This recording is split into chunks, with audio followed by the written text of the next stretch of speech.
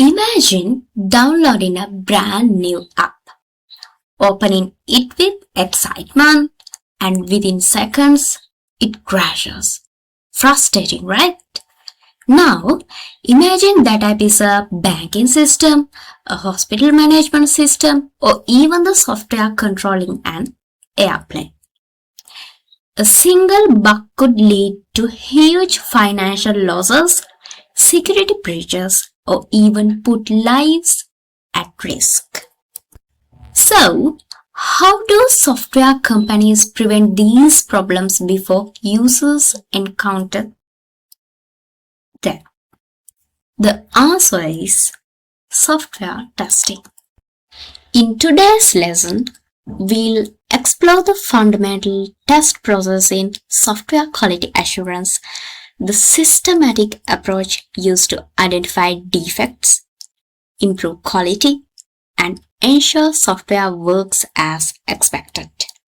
By the end of this video, you'll understand the key phases of the testing process and why they are essential for building reliable software.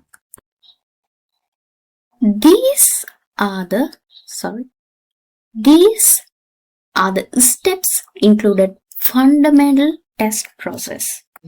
Let's discuss one by one. The first step is planning and control. A test strategy and policies provide a clear roadmap for testing, helping the team and stakeholders understand how testing will be carried out and ensuring it is completed properly and on schedule. It has main 6 key points for identifying required planning and control activities. What are they? The first one, determine scope, risks, test objectives. What it means? Decide what needs to be tested, possible risks, and what you want to achieve. Remember this example. For an online shopping website, test login, product search, cart and payment features. A risk might be payment failures. The next one, determine the test approach. What it means? Decide how testing will be done, who will do it, what tools or environment will be used, and what test data is needed.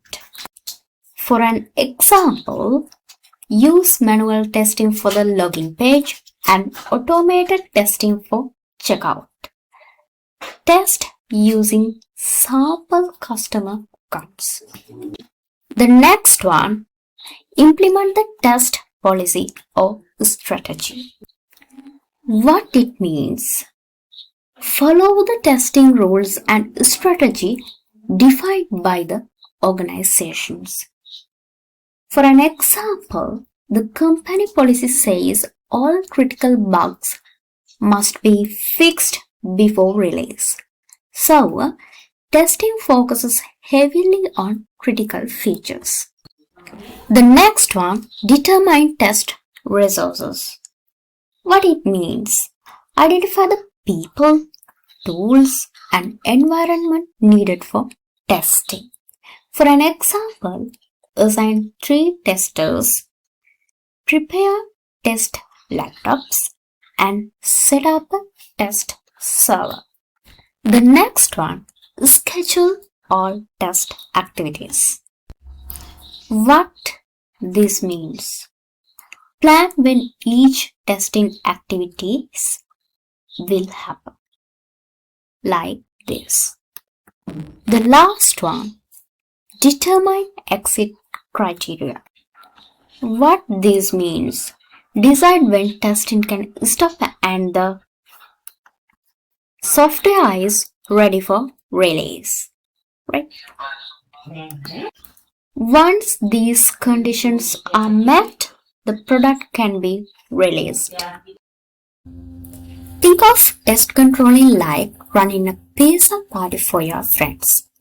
First one, measure and analyze results. Check how the party is going. How many pizzas have been eaten? How many pizzas are left? How many complaints were received? Minor, it maybe needs more cheese. Major, it can be pizza is burnt, right? Testing equivalent. How many test cases are completed? And how many defects were found? How serious are the defects? The second step, monitor and document progress. It means keep everyone updated. You tell your friends, we finished 8 out of 10 pizzas.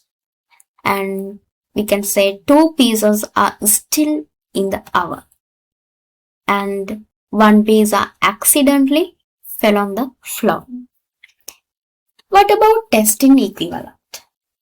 Report what has been tested and report what bugs were found and report what still needs testing.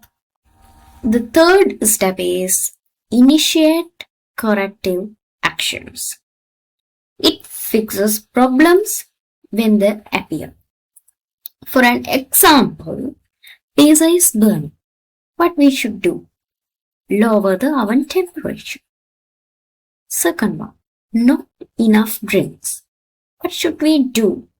Buy more drinks. Then, guests are arriving faster than expected. What should we do now? Order extra pizza. What about testing equivalent? You can add more testers and improve test cases and change the testing strategy if needed. The last step is decide to stop, restart, or release. That make the final decision. What are the questions? Is the pizza good enough to serve? Do we need to take another batch? Should we stop the party because everything is finished? What about testing equivalent? Release the software and we can continue testing and stop and fix crucial issues first. After planning and controlling, let's move to test analysis and design. Think of test analysis and design as planning a blind date for your best friend. Before the date happens, you need to make sure everything is prepared properly. First step, review the test basis. Read and understand what your friend wants. Your friend says, must be funny, loves cats, enjoys pizza, not taller than 6 feet. Before finding a date, you must clearly understand these requirements. What about testing equivalent? You should read software requirements and understand what the system is supposed to do. The second step, identify test conditions. That makes a checklist of things to verify. You ask, is the person funny? And do they like cats? Do they like pizza? Is their height acceptable? Each item becomes something to check. What about testing equivalent? You should list every feature or function that must be tested. Example for an online shopping app: login, search products, add to cart, checkout, and payment. The third one, evaluate testability of requirements. That makes sure the requirements can actually be checked. Your friend says, "Find me the perfect person."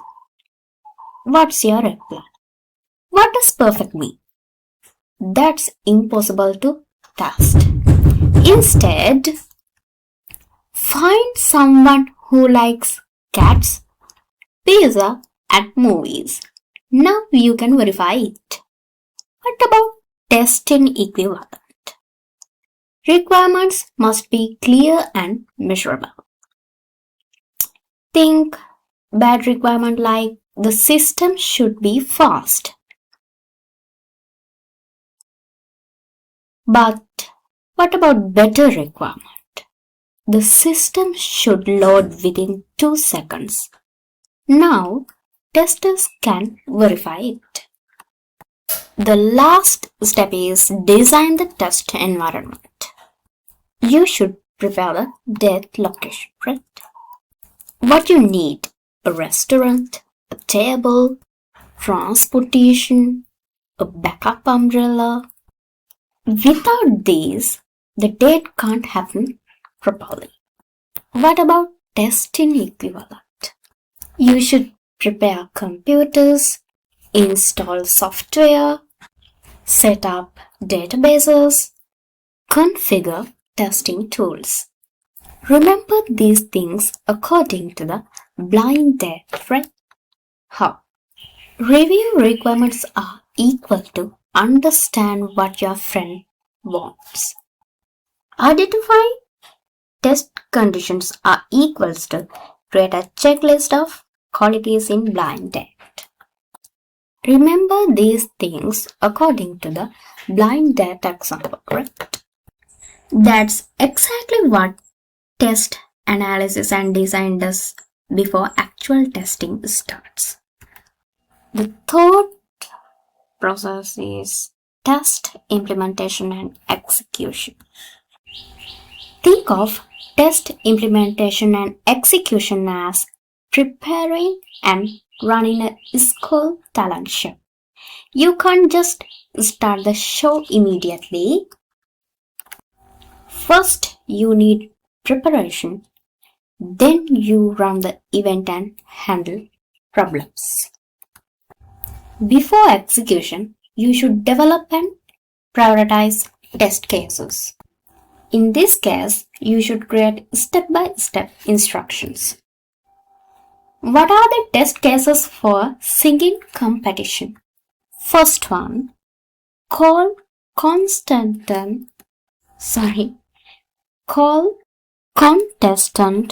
on stage. Secondly, give microphone, then start music, then contestant sings and judge scores performance. What about testing equivalent? You should write detailed test cases and you should decide which tests are more important. The second step, create test suites. In this case, group related test cases together. For the talent show, what about singing suite? Microphones test, music test, and singer performance test. What about dancing suite? Stage lighting test, music synchronization test, and dance performance test. What about testing equivalent? You should organize related test cases into groups and makes testing easier to manage. Third one, implement and verify the environment. That makes sure everything is ready. check microphones work, speakers work, lights work, stage won't collapse. What about testing equivalent? Set up computers, databases, tools and networks and ensure the environment won't cause false failures. During execution, first step, run test suites and test cases. We should start the show according to the schedule. First, singer performs first, dancers perform next, magician performs last.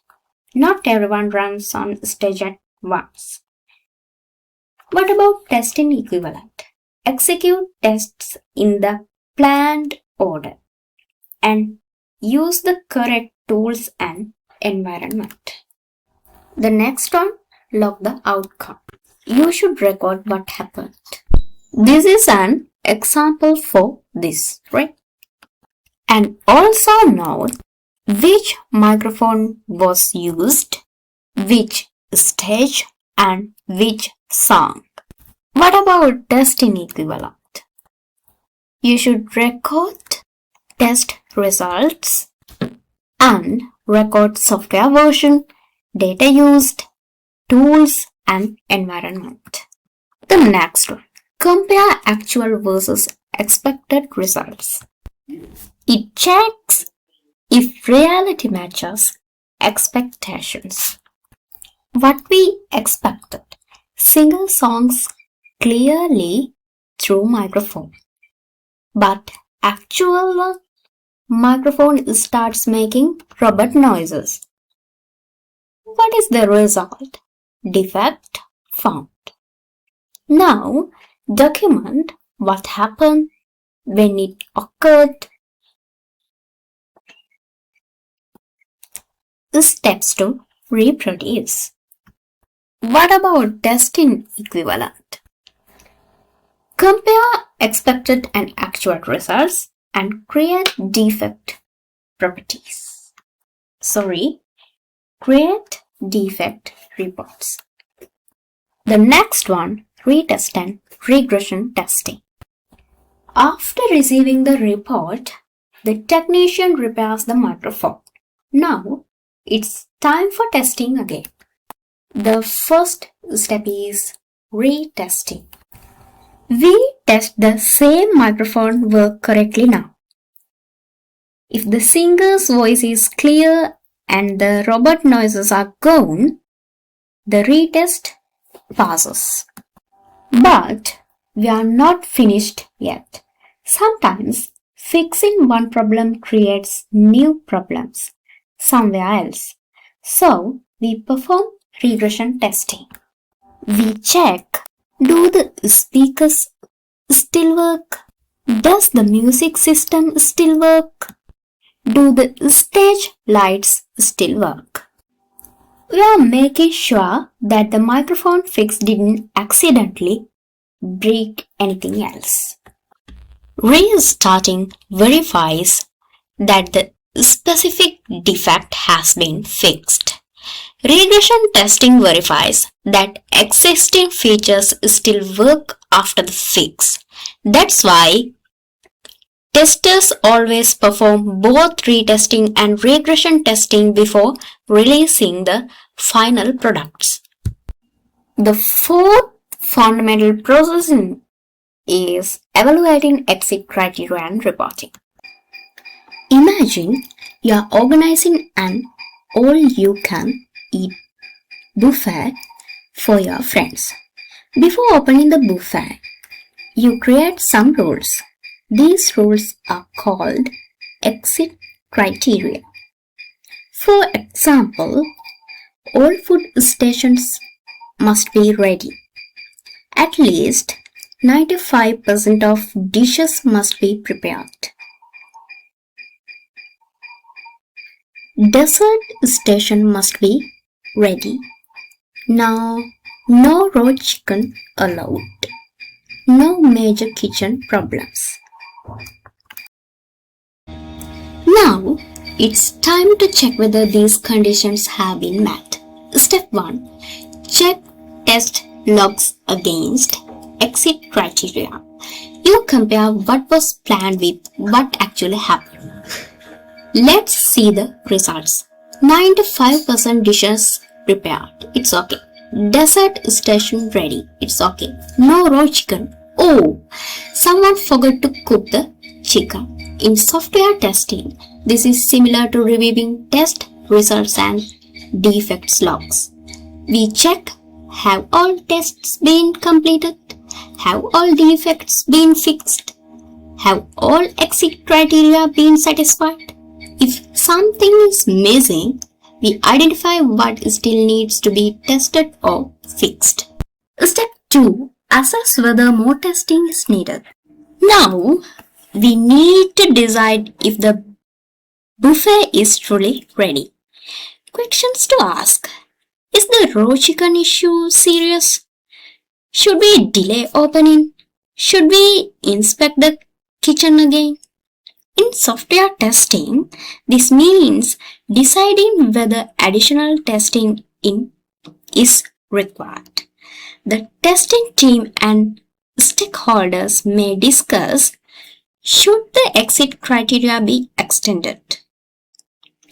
If risks are too high, testing continues. Step 3. Write a summary report. After everything has been checked, we prepare a final buffet report.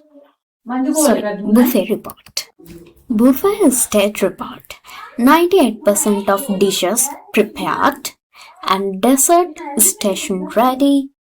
1 raw chicken issue found and fixed, and final inspection passed. If everything is acceptable, open the buffet. If serious issues still exist, don't open yet. In software testing, this is called a test summary report. The report includes tests executed, defects found, defects fixed, remaining risks, and final recommendation, go or no go. The last one, test closure activities. Imagine you just finished huge wedding party. The ceremony is over. The guests have gone home. The bride and groom are happy. Now it's time to wrap everything up properly. This is exactly what test closure activities are in software testing. Step 1. Check what was completed. In this case, first we review everything that was planned for the wedding. Let's check the checklist. Wedding cake arrived, bride and groom showed up, photos were taken, dinner was served, but maybe fireworks didn't happen because of rain. Now we decide what was successfully completed, what issues were fixed, what work still remains. Maybe the fireworks are postponed until the anniversary celebration next year. In software testing, this means verify which requirements were accepted, confirm which defects were fixed, record defects that will be fixed in future releases. Step 2. Finalize and archive tester. Next, we save useful items from the wedding instead of throwing everything away. We keep wedding photos, guest list, music playlist, cake supplier details, venue information. Why? Because when planning another event, these materials can be reused. In software testing, this means saving test cases, test scripts, test data, testing tools, environment configurations. These assets can help future projects and save a lot of time. Step 3. Learn lessons for next time. Now, everyone sits together and discusses what went well and what didn't. For an example, the DJ was excellent. The food was amazing. Uncle danced on a table and broke it. Lesson learned. Next wedding by strong tables.